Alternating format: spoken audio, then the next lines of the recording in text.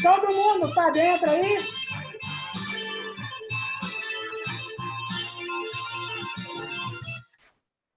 Olha lá. Podemos voltar à nossa programação normal? Sim ou não? Deixa eu ver quem fala comigo aqui no chat. Boa noite, Milena. Vamos lá. Voltando à nossa programação normal, né? Depois aí desse pequeno intervalo, que deu tempo de todo mundo ir à cantina, tomar lanche e retornar, vamos para o segundo tempo da nossa aula. Vamos lá, povo. Ó, nem todo mundo voltou, hein?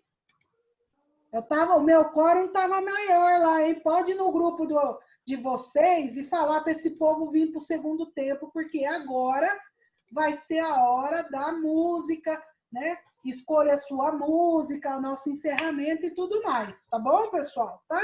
Então vamos lá. Vamos continuar com a nossa aula. Opa, botar mais um aqui para dentro. Defina essa quitação, por favor. Gustavo, vamos retomar do artigo 311. Considera-se autorizado a receber o pagamento o portador da quitação, salvo se as circunstâncias contrariarem a presunção daí resultante. O que isso significa, pessoal? Significa que aquela pessoa que porta a quitação, o que, Tati? O recibo. Tá bom, Gustavo? Ele está com o recibo em mãos. Aquela pessoa está autorizada a receber, tá bom? Você pode pagar para ela, tá bom? Beleza? É isso que significa, tá bom? Vamos seguindo lá, moçada. Eu tenho que falar com vocês sobre credor putativo, ou também chamado credor aparente. Dorme não, criatura. É aula da Tati, não é para dormir não. Todo mundo acordadão aí. Todo mundo ligado. O que é credor putativo, Tati? O credor putativo é aquele credor que tem aparência de credor, mas não é. Então, olha só, pessoal. Você que está com o seu caderninho aí, anota aí. Credor putativo. Aparência. Por quê? Não dá para falar de credor putativo sem falar da aparência de credor. Então, quando você estiver respondendo alguma questão, exame da ordem e tudo mais, você tem que buscar essa palavrinha, essa expressão. Ele tem aparência de credor, porém ele não é, tá certo? Ele tem aparência, tá? Mas ele não pode receber. Tati, eu não estou entendendo. Você já vai entender. Olha só. O credor putativo é aquele que, aos olhos de todos, aparenta ser credor. Imagine a seguinte situação. Eu sempre compro mercadorias com um representante comercial. Eu tenho uma loja e ele que faz os meus pedidos, ele faz as entregas e também recebe. E eu faço isso já há anos, pessoal. Há anos nós mantemos contato e a nossa relação se dá dessa forma. Inclusive, faço o pagamento para ele. Hoje é o dia dele ir na minha loja, hoje à tarde. De manhã, a hora que ele abriu os e-mails dele, ele viu lá que ele estava desligado daquela representação. Mas, mesmo assim, ele foi na minha loja e recebeu. Ele era credor, pessoal? Responde aí para mim. Ele era credor? Ele poderia receber? Hã? Não. Não. É isso mesmo, Duda. Ele não era. Ele não poderia receber. Mas mesmo assim ele recebeu. Mas aos meus olhos, ele continuava sendo credor, não é verdade? Eu agi de boa fé. Eu paguei como eu sempre fiz. Eu agi de boa fé e efetuei o pagamento para ele. Esse é um exemplo de credor putativo. Tá certo? Ele não é credor, mas aos meus olhos, aos olhos do devedor, ele era sim. E, consequentemente, eu fiz o pagamento. E, por conta disso, houve aí... Opa, tem pergunta. houve aí um problema. Volto, Vitória. Pode deixar que eu volto. Olha só. O que é o credor putativo, pessoal? O credor putativo... Não, eu te acho, Vitória. Relaxa, filha. Cola na Tati aí. Vamos acordar, pessoal. Vamos acordar. Então, que agora nós vamos falar sobre credor putativo.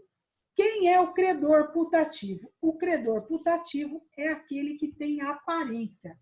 Ele parece, aparentemente, aos olhos do devedor, ele é credor. Mas, na verdade, ele não é. O exemplo que eu dei para vocês foi o seguinte.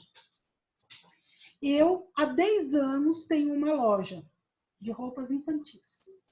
Há 10 anos eu compro com o mesmo representante. Ele tira o meu pedido, ele entrega a mercadoria e ele recebe. Ele sempre passa lá na minha loja e eu faço o pagamento diretamente para ele. Beleza? Durante esses 10 anos eu paguei certo? Paguei. Eu efetuei o pagamento corretamente. Por quê, Tati? Ora, porque ele estava autorizado a receber, né? Ele estava falando em nome da empresa. Então, eu podia fazer o pagamento. Hoje, era dia dele passar a tarde para receber uma parcela. Só que de manhã ele foi dispensado. Ele não mais representava aquela marca. Mas mesmo assim, sabe o que ele fez? Foi na loja e recebeu. E eu paguei. Eu paguei mal, Duda? Quem foi que me perguntou aqui? Não foi a Duda. A Vitória. Eu paguei mal, Vitória? Não, eu paguei certo. Porque aparentemente, né, ele era ainda credor. Ele também poderia receber, porque ele representava o credor. Eu não sabia, eu não fazia ideia que ele não mais representava o credor. Deu para entender? Então, ele tem aparência, mas ele não é credor. É por isso que nós chamamos de credor putativo. E daí eu sei que você está pensando assim, ó. Olha o que você está pensando. Tati, e aí? O verdadeiro credor fica no prejuízo? O devedor tem que pagar de novo? Como é que resolve esse conflito? Não é isso que você está pensando? Vitória, está acompanhando, amor? Sim ou não? Deixa eu ver aqui. Beleza, então. Fechou. Então, vejam. Nessa situação, como é que eu resolvo? Ora, a solução está lá no artigo 309 do nosso código. Por que ela está no 309, Tati? Ó, vamos fazer a leitura aqui. O pagamento feito de boa-fé ao credor putativo é válido, ainda provado depois que não era credor. Ora, eu fiz o pagamento de boa-fé. Eu não desconfiava que aquela pessoa não representava mais o credor. Eu agi de boa-fé. Eu fiz o pagamento. Ou seja, esse pagamento é válido. O devedor não vai precisar pagar de novo. Deu para entender? O devedor não precisa pagar de novo, porque ele não pagou mal. Todos me acompanham, pessoal? O devedor não pagou mal, ele pagou bem. Porque ele agiu de boa fé. Tá certo, pessoal? Tati, e o verdadeiro credor? Como é que ele faz? Ele fica no prejuízo?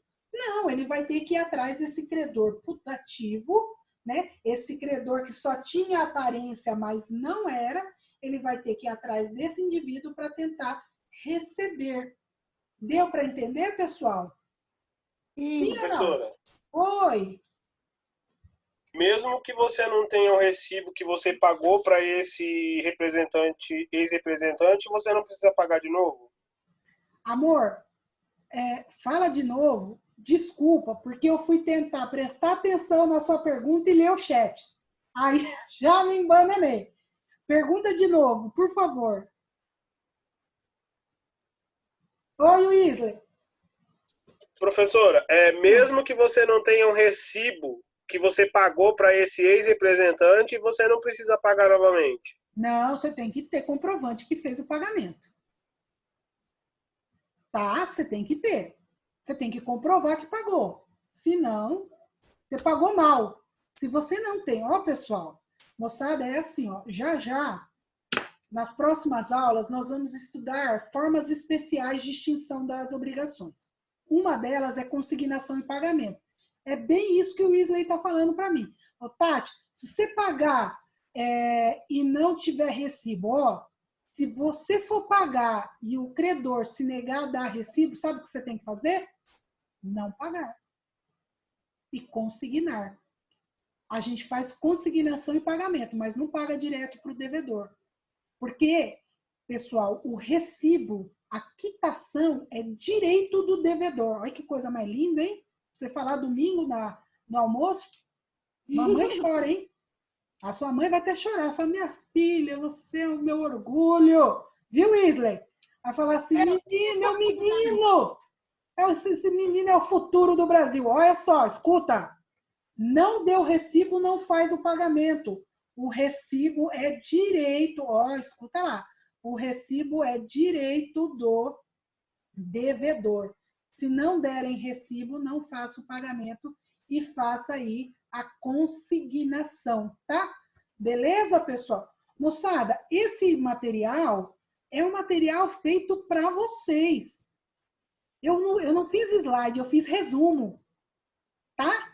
Para facilitar mesmo. Porque eu sei, pessoal, que o timing dessa aula muda. É diferente de quando a gente está em sala de aula, que vocês têm tempo para anotar, não é verdade? Então, eu já fiz as anotações para vocês. Essa foi a minha intenção na hora de fazer esses slides aqui, tá bom? Já fazer, já dar a anotação pronta. Tudo aquilo que eu passo no quadro para vocês, toda aquela parte, eu já tentei fazer para facilitar. Porque não dá, né, para acompanhar a aula, anotar, tudo não dá. Então, a anotação está pronta. Fica a dica para vocês, se você tiver como imprimir os slides e fazendo os seus comentários em cada folha. Acho que isso aí vai ajudar bastante, né, se você tiver como imprimir. Também, se não tiver como imprimir, vocês vão anotando no caderno aquilo que vocês acham relevante. Beleza, moçada? Tranquilos? Podemos seguir, então? Deu para entender? Olha só, pessoal. Então, para que o pagamento feito ao credor putativo seja válido, ele tem que preencher aí 2 requisitos. Quais são esses requisitos, Tati? A boa-fé do devedor e a excusabilidade do seu erro. Moçada, como é que eu comprovo a boa-fé do devedor? Pessoal, o devedor ele tem que tomar as cautelas mínimas, né, para efetuar o pagamento. Tá certo? Nunca viu a pessoa chega lá e fala assim, olha, eu vim receber em nome do fulano. Oi? Como assim? Você não conhece a pessoa, ele não porta recibo, olha que absurdo. Você vai lá e faz o pagamento, e daí você vem com a tese de credor putativo. Não vai passar, tá? A sua defesa não vai passar. E não é credor putativo, não. Foi o seu cliente que não foi cuidadoso o suficiente. Tá bom, pessoal? Todo mundo me acompanha ou vocês já foram lá assistir novela? Cadê todo mundo? Todo mundo me acompanha? Larga novela, gente. Isso aí é reprise. Vocês ficam assistindo reprise de novela? A Tati aqui, ó, ensinando um monte de coisa boa para vocês ganharem dinheiro. Tá bom? Assiste minha aula aqui para pagar o estrogonofe de vocês. Vocês estão pensando que eu não estou vendo esse negócio de estrogonofe do direito? É aqui, ó, que a Tati vai ensinar todo mundo a ganhar dinheiro, hein? Tá certo? É isso mesmo, Claudemir. Pensou na sua música? Pensa na música aí. Beleza, pessoal? Moçada, difícil até aqui? Não, né? Molezinha, hein? Vamos lá. Vamos para as condições objetivas do pagamento. Bom, até agora a gente estava falando das condições subjetivas. Por quê? Porque nós estávamos estudando aquilo que se refere aos sujeitos do pagamento, né? Sujeito ativo e sujeito passivo do pagamento. E agora? Agora a nossa ótica, o nosso olhar muda para as condições objetivas, que são objeto, prova, lugar e tempo. Tá certo, moçada? Beleza? Então, agora nós vamos fazer a análise de objeto e prova. Bom, artigo 313. Esse artigo você já conhece, meu filho, porque a gente já conversou sobre ele. Quer ver? Vou fazer a leitura para você. O credor não é obrigado a receber prestação diversa da que lhe é devida, ainda que mais valiosa. Você já estudou isso comigo, não estudou, não? Olha, pessoal, isso é muito importante, principalmente nestes tempos. É a história do Camaro, Gustavo, é isso mesmo. Principalmente nesses tempos de pandemia. Pessoal, quando nós estamos diante de crises econômicas, as pessoas pretendem fazer o cumprimento da prestação de forma diversa. Isso, inclusive, tem um nome, isso chama dação em pagamento, que já já nós vamos estudar, tá? Vocês vão utilizar muito, hein, pessoal, essa parte da matéria a partir de agora. Isso é possível só se o credor aceitar. Não foi isso que a gente conversou? Se o credor aceitar, ele até pode receber o Camaro ao invés do Fusquinha. Mas ele tem que anuir, ele tem que concordar, porque ele não é obrigado a receber prestação diversa da pactuada. Combinado, pessoal? Posso seguir? E ainda temos o artigo 314.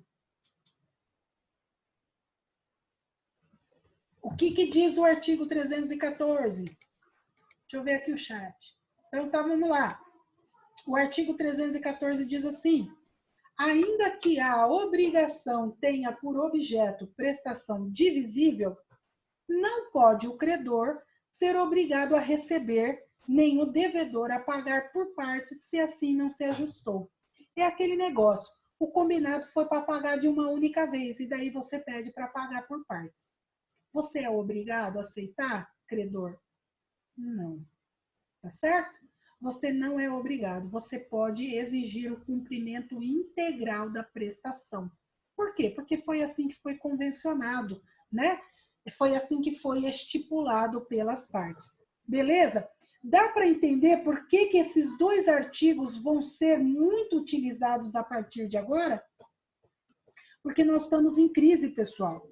Em crise financeira. O país está mergulhando numa crise financeira. Já não estava bom, certo? Já estava ruim. E daí nós temos que cuidar da saúde em razão da pandemia e, consequentemente, a economia vai sofrer com isso. Isso é fato, né? Já estamos observando essa situação. E daí você vai ter muito esse tipo de pergunta. Ah, mas ele quer me pagar com outro objeto. Eu sou obrigado a receber? Não. Ah, ele quer parcelar. Eu sou obrigado a parcelar? Também não. Tá? Isso é uma questão da vontade do credor. É uma faculdade que lhe cabe. Ele pode ou não aceitar. Beleza, povo? Vamos seguir. Só demora um pouquinho aqui para mudar, mas... Olha o 315, pessoal. É outro artigo importante para nós. 315 diz assim: as dívidas em dinheiro deverão ser pagas no vencimento, em moeda corrente e pelo valor nominal, salvo disposto nos artigos subsequentes. Então, aquilo que se convencionou pagar em dinheiro deve ser pago em real, pessoal. Tá bom? Agora, é possível convencionar uma forma de atualização daquele montante? Sim, isso é perfeitamente possível. É claro que as partes podem escolher um critério para atualizar aquele valor, isso é fato, tá? Mas aquilo que se convencionou pagar em dinheiro, tá? Deve ser pago em moeda corrente. Tranquilo? Bom, por fim, temos que falar ainda que é possível, então, convencionar o aumento progressivo das prestações. Então, aquilo que vai ser pago em parcelas, essas parcelas elas podem aumentar ao longo do tempo, tá? Desde que isso esteja previsto no contrato, essa forma, né, desse aumento, dessa progressão. Beleza? Pessoal, tem alguém aí que está com o microfone aberto? Eu queria pedir para fazer o favor, de fechar. Tá bom? Agora, moçada, nós vamos falar sobre a prova do pagamento, que é mais ou menos aquilo que o Wesley me perguntou. Tati, mas e se ele não der recibo? Paga mesmo assim? Não. O devedor, ele tem direito, né, à quitação. Ele tem direito de exigir uma prova de que ele cumpriu com a prestação.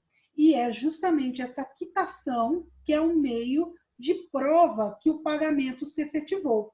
Então, pessoal, se não forem dar a quitação, você não deve fazer o pagamento.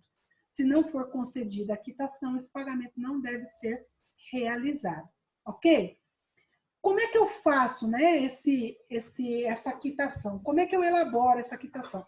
Pessoal, vocês já viram aquele recibo que a gente compra em livraria? Vem um bloquinho. Vocês já viram? Sim. Sim, obrigado, viu, Duda? Sim. Pessoal, ali nós temos todos os elementos necessários, né, para que o instrumento seja válido. Ou seja, a gente tem valor, a gente tem o nome do devedor, o nome de quem pagou, o tempo, o lugar do pagamento. A gente tem espaço para preencher tudo isso, tá certo? Então, olhem só. Deixa eu ver aqui que tem uma pergunta. Já viu, né, Wesley? É isso aí. Vejam só. Esse documento que vai dar a quitação, ele pode ser feito tanto por instrumento público quanto por instrumento particular. O que é um instrumento público e o que é um instrumento particular?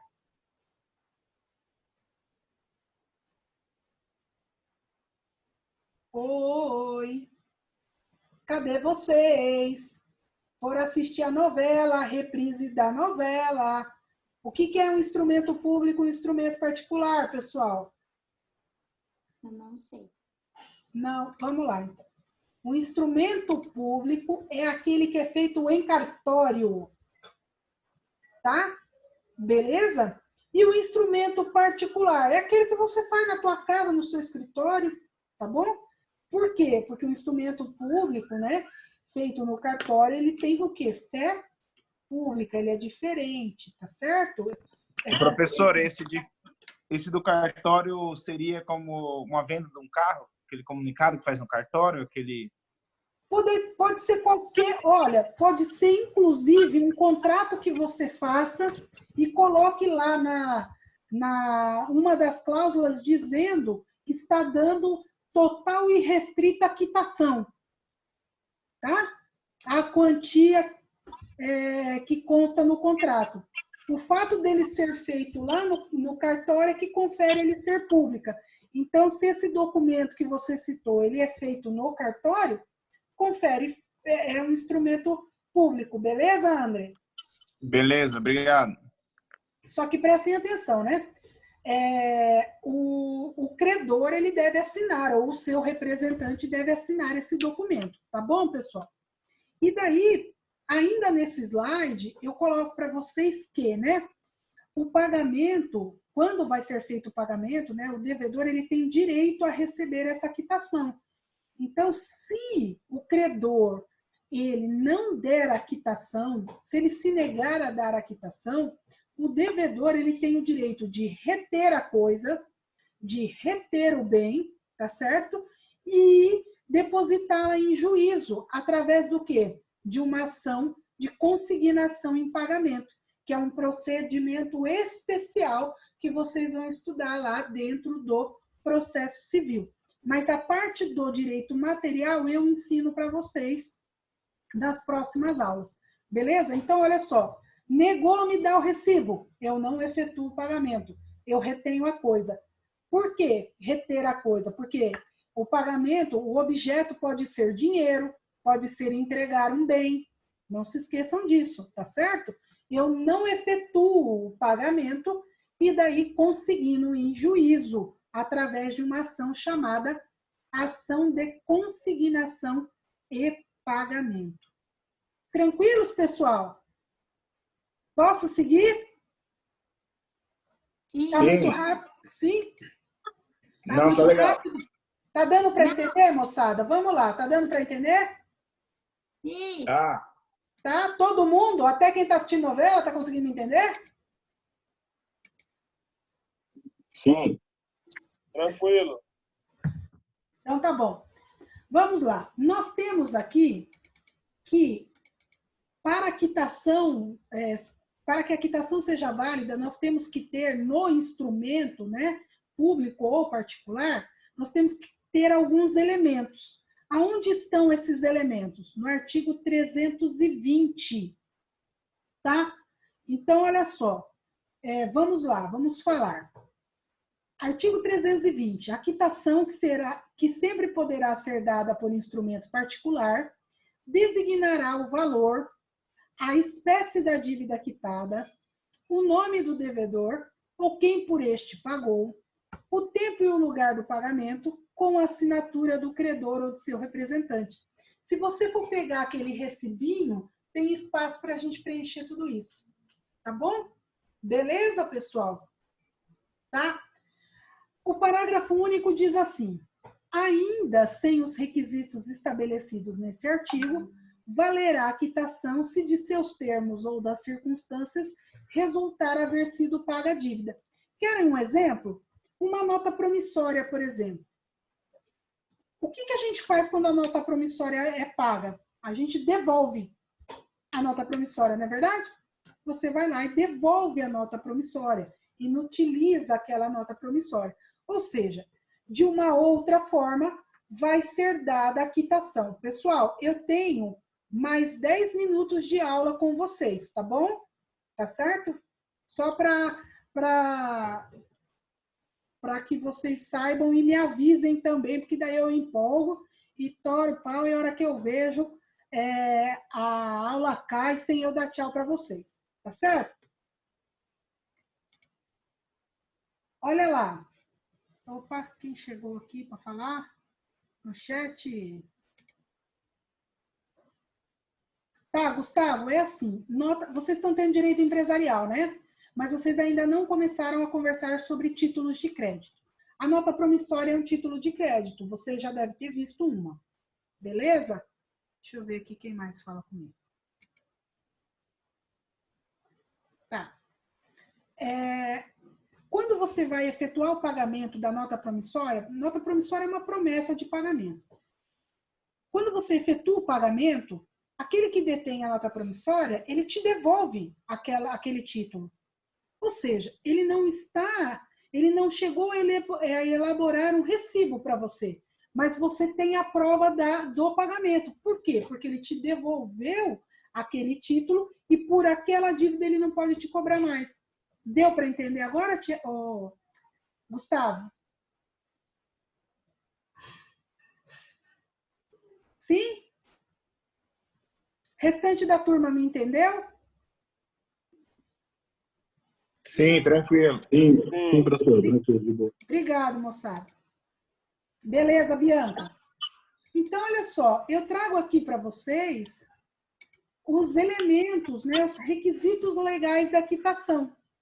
Então, eu separei para vocês, ó, valor e espécie da dívida quitada, nome do devedor ou de quem por este pagou. Por quê, pessoal? Pode ser um terceiro interessado que efetue o pagamento, não é verdade? A gente já viu que não é só o devedor que paga, hein? Olha só quanta coisa a gente já aprendeu. Não é só o devedor que pode pagar, o terceiro não interessado ou o terceiro interessado também podem pagar.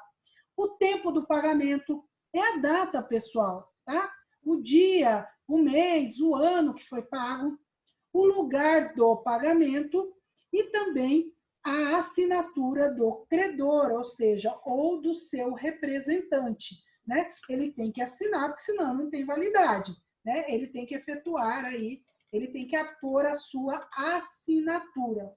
Tá bom, pessoal? Tranquilos? Olha só, galera. Oi, querido. Nota promissória tem validade para órgão público? Wesley, amor de Deus, como é que você me faz uma pergunta dessa e me quebra desse jeito? Direito administrativo, nem na época que eu estudava eu sabia, filho. Tá bom, eu pergunto para outro professor, não tem problema não. Ó, me dá a sua dúvida que eu encaminho para a professora de administrativo. Tá bom, depois eu te passo, professor. Tá bom, Vamos amor. seguir a aula, segue a aula, segue a E aula. não me quebra mais assim, não, que você não vai pedir música hoje, tá? Beleza? Você me mata, filha. Eu não lembro mais nada disso.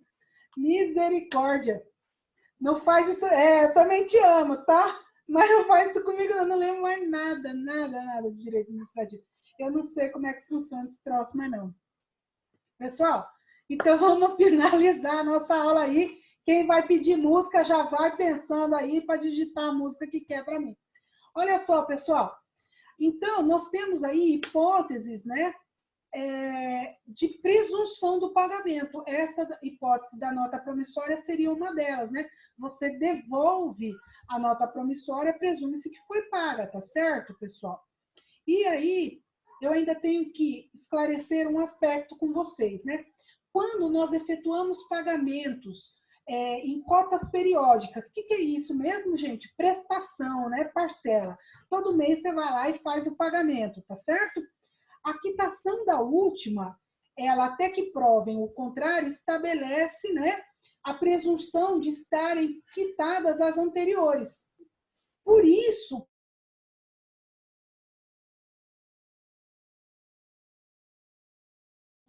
que, né, o pagamento da última não dá quitação das anteriores. Vocês já viram isso? Né? É justamente por conta desse... Travou, Hugo? Voltaremos. Vamos voltar aqui.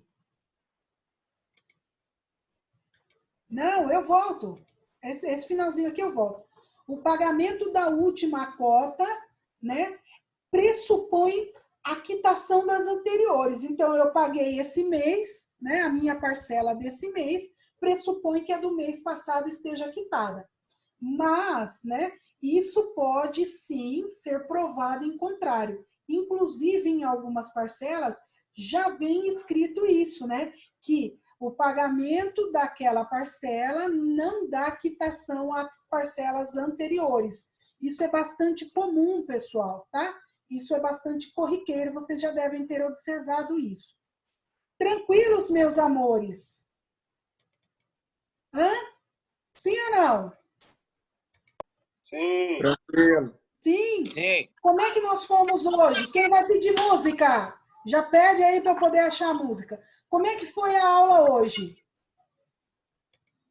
Foi boa. O que vocês acharam? Foi melhor, né? Sensacional. Deu um show. Deu um show. Quem que Foi tudo, quem que vai professor. pedir música? A Duda vai pedir música. Quem que eu falei que ia pedir música? O Gustavo está pedindo?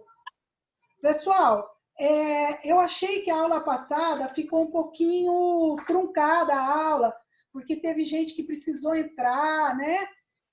Foi meio complicado isso daí. E daí, pede, claro, pode pedir. E daí, isso daí complicou um pouco na aula passada. Por isso que foi importante a gente rever, tá bom?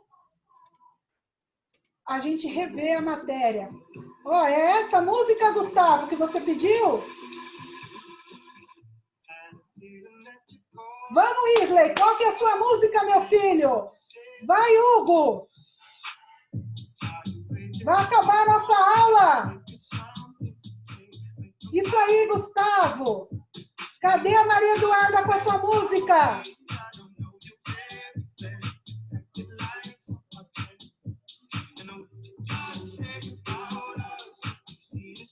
Ninguém mais vai pedir música? Faroeste Caboclo, João. João, mas você participou da aula? Weasley, Duda, quem mais que apareceu aqui para mim que eu já não me lembro mais? Prof, eu não quero pedir música, não. Duda, o Weasley vai pedir uma. Nossa, gente, eu pensei que eu ia fazer um sucesso. Tocando música para Da vocês. próxima vez eu peço, professora. Então tá, moçada, olha só.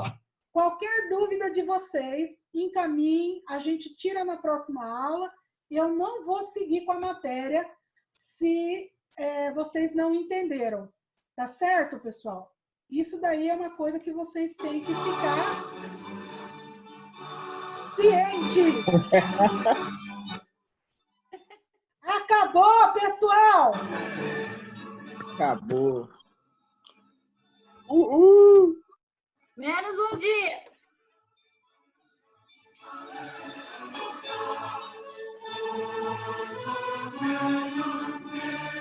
Moçada, vejo vocês a semana que vem, pode ser? Beijão. Todo mundo Até semana que vem. vem. Tchau, tchau. Beijo, vão com Deus, hein? Tomem cuidado. Beijo, Amém. Ítala, que apareceu para mim. Obrigado, viu? Senão eu fico sozinha aqui falando. Tchau, professora. Beijo, amores. Beijo. Tchau. Tchau, queridos. Na próxima eu toco Faroeste Caboclo, tá bom?